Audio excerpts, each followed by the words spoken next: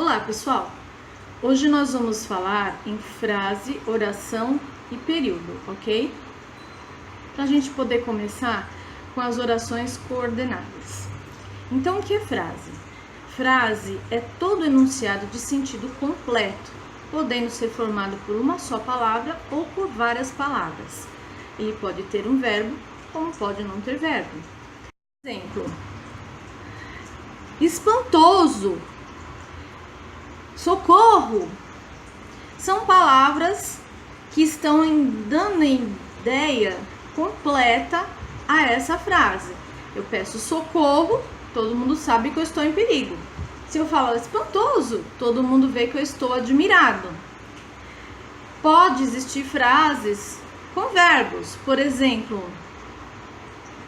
a rua fica a 3 quadras abaixo. Quando a frase não possui verbo, ela é chamada de frase nominal. Quando ela possui verbo, ela é chamada de frase verbal. As frases, elas são classificadas de acordo com a entonação da pessoa que fala, que a pronuncia. Então, as frases interrogativas são aquelas que querem passar a ideia de uma pergunta. Existem as frases imperativas, que são aquelas que dão conselho ou dão ordens.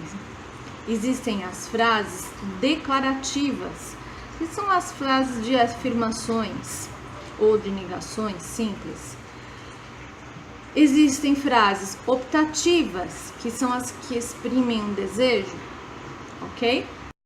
Uma frase verbal pode ser também uma oração. Para isso, ela precisa ter um sentido completo e um verbo, ok? O período é uma frase constituída de uma ou mais orações, formando um todo, um sentido completo. O período pode ser simples, quando ele tem apenas um verbo, ou seja, apenas uma oração, ou composto, quando ele tem mais de uma oração. Quando ele é simples, a oração é chamada de oração absoluta, ok? Uma oração pode ser coordenada ou subordinada. Então, a gente diz que o período é composto por coordenação quando ele possui oração coordenada. O que significa oração coordenada?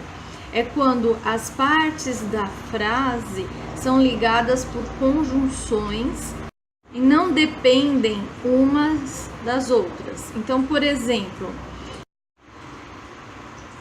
o jovem apareceu no evento e não se atrasou. Esse "e" não se atrasou junta a informação de que o jovem compareceu ao evento com a informação de que ele não se atrasou, certo? Mas você falar o jovem compareceu ao evento é o suficiente. Você vai dizer se ele atrasou ou se não atrasou se você quiser, senão não precisa. E você também poderia falar o jovem não se atrasou. Você fala em que lugar que ele não se atrasou se quiser, se não quiser não precisa. Ou seja, a oração coordenada, ela tem as duas partes e uma não depende exatamente da outra. Elas simplesmente se complementam, ok? Quando uma oração coordenada não apresenta conjunção, por exemplo, Luiz compareceu ao evento no horário confirmado, a gente chama essa oração de oração assindética, certo? Isto é, que não apresenta conjunção. Quando a oração apresenta uma conjunção, por exemplo, Luiz compareceu ao evento e não se atrasou, aí nós estamos falando em oração coordenada sindética. Existem 5 tipos de orações coordenadas sindéticas. A primeira delas é a aditiva. A aditiva, ela expressa a ideia de adição. Então, por exemplo, ainda não fiz o almoço, nem arrumei a casa.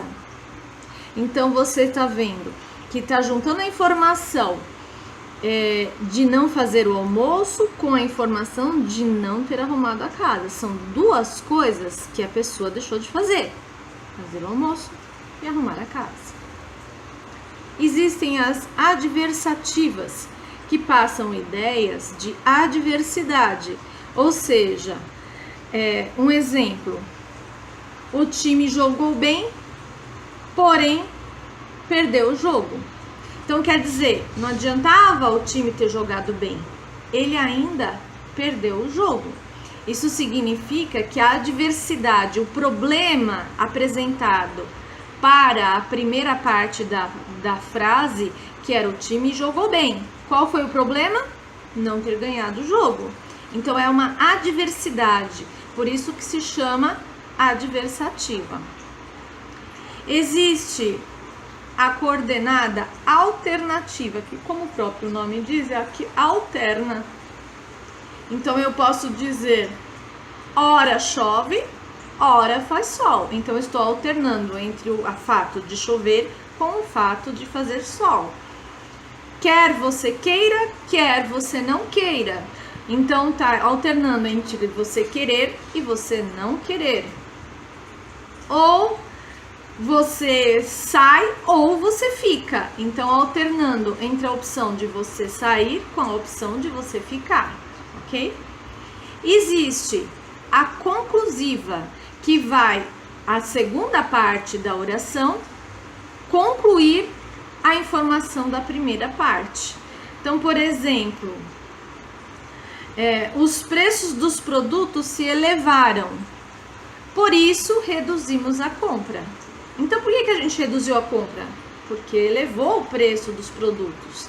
Então, a segunda parte é em função da primeira. Então, por exemplo, a professora não explicou a matéria, logo não haverá prova. Então, por que não vai ter prova? Porque a professora não explicou a matéria, certo? Agora, existe também a coordenada explicativa, e ela é praticamente o inverso da conclusiva. Na conclusiva, a segunda parte conclui a informação passada na primeira. Na explicativa, não. Na explicativa, a segunda parte explica a informação passada na primeira. Então, por exemplo, eu posso dizer assim: não vai haver prova porque a professora faltou, certo? Então, tá explicando por que não vai ter prova. A primeira parte não fala que não vai ter prova, é a informação que ela traz.